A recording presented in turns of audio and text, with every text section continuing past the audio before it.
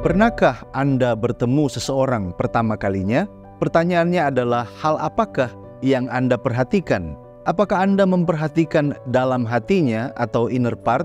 Atau Anda memperhatikan penampilan luar atau outward appearance-nya? Apakah benar orang Kristen bebas berpakaian sesuai kemauannya? Apakah benar bahwa cara berpakaian menunjukkan isi hati kita? Jika demikian, apakah ada prinsip-prinsip Alkitabiah yang akan memberikan tuntunan bagi kita untuk berpakaian? Mari kita gali bersama.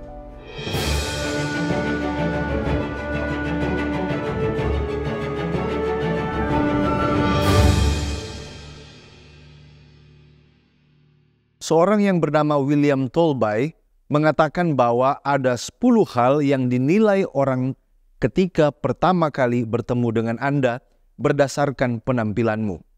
Dia mengatakan bahwa ada 10 hal yang dinilai, yaitu tingkat ekonomi Anda, tingkat pendidikan Anda, tingkat kepercayaan, tingkat sosial, pengalaman, latar belakang ekonomi keluarga, latar belakang sosial keluarga, latar belakang pendidikan keluarga, tingkat keberhasilan, dan juga karakter serta moral.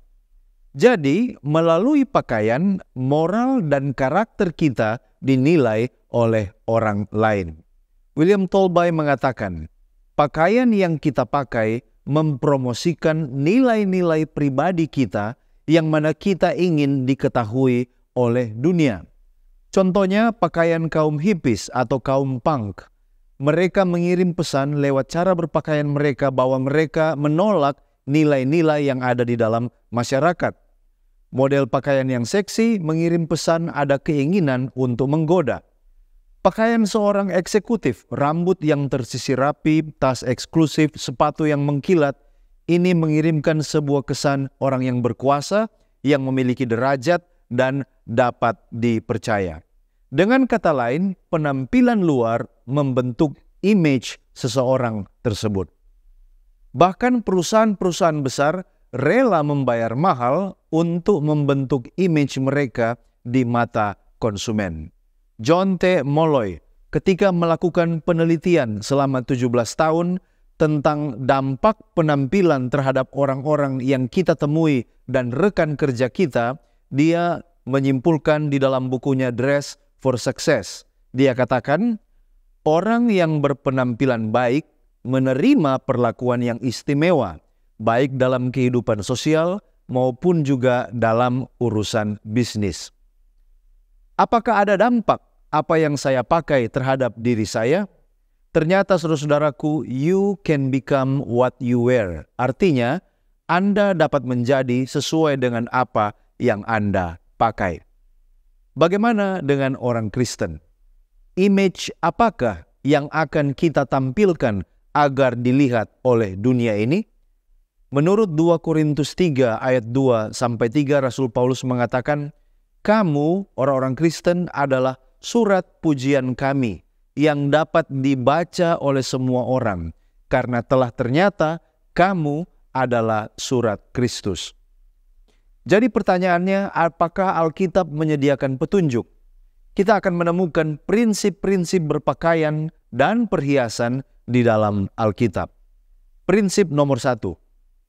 Di dalam Alkitab, cara berpakaian adalah faktor yang membedakan antara karakter Kristen dan dunia. Ternyata dalam simbolisme Alkitab, berpakaian juga ini melambangkan gereja. Pakaian yang sederhana melambangkan gereja yang murni.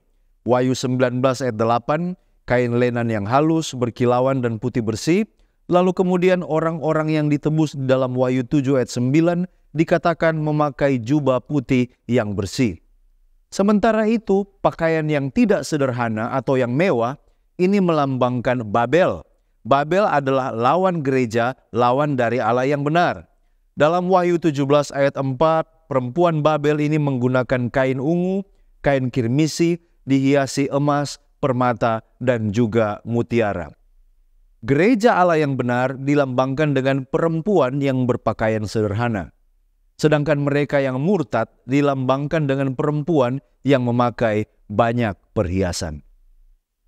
Prinsip nomor 2. Menghiasi tubuh kita dengan kosmetika yang berlebihan atau perhiasan yang berkilau-kilauan dan pakaian yang mewah menyatakan kesombongan diri.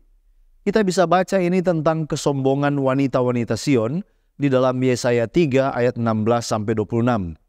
Tuhan berfirman, oleh karena wanita Sion telah menjadi sombong dan telah berjalan dengan jenjang leher dan dengan main mata, berjalan dengan dibuat-buat langkahnya dan gemerincing dengan giring-giring kakinya, maka Tuhan akan membuat batu kepala wanita Sion penuh kudis dan Tuhan akan mencukur rambut sebelah dahi mereka. Pada waktu itu Tuhan akan menjauhkan segala perhiasan mereka, gelang-gelang kaki, jamang-jamang dan bulan-bulanan, perhiasan-perhiasan telinga, ponto-ponto dan kerudung-kerudung, perhiasan-perhiasan kepala, gelang-gelang rantai kaki, tali-tali pinggang, tempat-tempat wewangian dan jimat-jimat, cincin meterai, anting-anting hidung, pakaian-pakaian pesta, jubah-jubah, selendang-selendang dan pundi-pundi, cermin-cermin, baju-baju dalam dari kain lenan, ikat kepala dan baju-baju luar, maka sebagai ganti rempah-rempah harum akan ada bau busuk, sebagai ganti ikat pinggang seutas tali, sebagai ganti selampit rambut. Kemudian juga kalau kita belajar tentang seorang perempuan yang sangat terkenal, yaitu namanya Izebel, yang telah menyebabkan orang Israel terjerumus dalam penyembahan berhala. Di dalam 2 Raja 9 ayat 30 mengatakan, sampailah Yehu ke Yezreel. Ketika Izebel mendengar itu, ia mencalak matanya, dihiasinyalah kepalanya, lalu ia menjenguk dari jendela. Ada juga penggambaran tentang dua perempuan yang murtad dalam simbolisme tercatat di dalam Yeskiel 23 ayat 40, yang nama mereka adalah Ohola dan Oholiba. Tambahan lagi, mereka meminta orang-orang datang dari tempat yang jauh dengan menyuruh suruhan memanggil mereka, dan sungguh mereka datang. Demi kedatangan mereka engkau mandi bersih-bersih, engkau mencalak alismu dan menghias dirimu dengan perhiasan-perhiasan. Jadi melalui 3 contoh di dalam Alkitab kita mendapati bahwa pemakaian kosmetika yang berlebihan dan perhiasan di dalam Alkitab seringkali diasosiasikan atau dikaitkan dengan 3 hal. Yang pertama memancing daya tarik seks atau menggoda. Yang kedua, persinahan baik secara rohani maupun badani. Dan yang ketiga adalah kemurtadan. Prinsip yang ketiga, agar bisa mengalami pembaharuan dan pemulihan hubungan dengan Allah, maka segala bentuk berhala harus disingkirkan, termasuk juga perhiasan. Kita bisa lihat ini pengalaman dari keluarga Yakub di Sikhem. Dalam Kejadian 35 ayat 1-4, sebelum bertemu dengan Tuhan di Betel, Yakub menyuruh keluarganya untuk mengganti pakaian dan menanggalkan segala perhiasan mereka. Prinsip nomor 4, cara berpakaian orang Kristen harus sederhana dan menghindari sifat ekstrim atau berlebihan. Rasul Paulus menasihati di dalam 1 Timotius 2 ayat 9-10. Demikian juga hendaknya perempuan, hendaklah ia berdandan dengan pantas, dengan sopan dan sederhana. Rambutnya jangan berkepang-kepang, jangan memakai emas atau mutiara ataupun pakaian yang mahal-mahal. Tetapi hendaklah ia berdandan dengan perbuatan baik, seperti yang layak bagi perempuan yang beribadah. Prinsip nomor 5. Orang Kristen harus berpakaian secara pantas, meninggikan derajat, menghormati Allah, dan juga menghormati orang lain. Bagaimanakah seorang wanita Kristen menunjukkan rasa hormatnya kepada Tuhan? Jawabannya adalah melalui cara ia berhias dan berpakaian. Di dalam 1 Timotius 2 ayat 9, demikian juga hendaknya perempuan, hendaklah ia berdandan dengan pantas, dengan sopan, dan dengan sederhana. Seorang desainer rok mini yang ternama namanya adalah Mary Quant.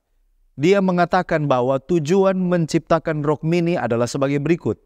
Adalah agar setiap lelaki yang melihat memiliki keinginan untuk merobek dan melihat isinya.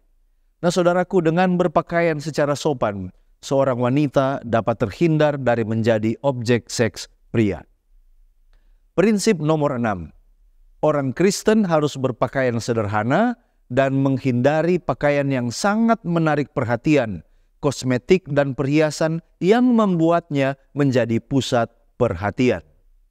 Ini mungkin hal yang bagi kita sepertinya biasa, tetapi kita harus membedakan bahwa prinsip duniawi adalah lihatlah padaku dan pujalah aku. Sementara prinsip orang Kristen adalah lihatlah bagaimana Kristus telah mengubah kehidupanku. Yang ketujuh, orang Kristen harus berpakaian sesuai jenis kelaminnya.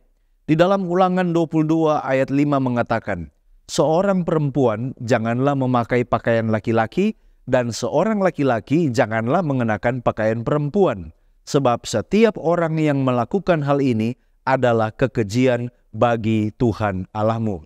Kembali lagi William Tolby mengatakan, pria yang ingin diperlakukan seperti wanita akan gemar menggunakan perhiasan, parfum, dan pernak-pernik.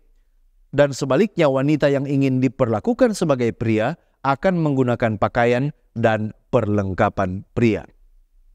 Kita bisa menarik kesimpulan bahwa di dalam Alkitab, cara berpakaian adalah faktor yang membedakan antara karakter Kristen dan dunia. Yang kedua, menghiasi tubuh kita dengan kosmetika yang berlebihan, perhiasan yang berkilau-kilauan dan pakaian yang mewah menyatakan kesombongan diri. Yang ketiga, agar bisa mengalami pembaharuan dan pemulihan hubungan dengan Allah, maka segala bentuk berhala harus disingkirkan termasuk perhiasan. Yang keempat, cara berpakaian orang Kristen harus sederhana dan hindari sifat ekstrim atau berlebihan. Yang kelima, orang Kristen harus berpakaian secara pantas, meninggikan derajat, menghormati Allah, dan juga menghormati orang lain. Yang keenam, orang Kristen harus berpakaian sederhana dan hindari pakaian yang sangat menarik perhatian atau kosmetik dan perhiasan yang membuatnya menjadi pusat perhatian. Dan yang ketujuh, orang Kristen harus berpakaian sesuai dengan jenis kelaminnya. Roma 12 ayat yang kedua mengatakan, janganlah kamu menjadi serupa dengan dunia ini, tetapi berubahlah oleh pembaharuan budimu, sehingga kamu dapat membedakan mana kehendak Allah, apa yang baik, yang berkenan kepada Allah, dan apa yang sempurna. Untuk menjadi pengikut Yesus yang sejati, artinya kita harus berani tampil beda dalam segala hal, termasuk juga dengan cara kita berpakaian. Sekian dari saya. Mari kita menggali firman Tuhan untuk memperluas wawasan dan mengharapkan terjadi pertumbuhan kerohanian. Jika Anda merasa diberkati dan dicerahkan oleh pembahasan ini, silakan bagikan video ini kepada orang-orang terkasih. Kita akan jumpa kembali pada episode berikutnya hanya di Depth Insight Growth. Tuhan memberkati.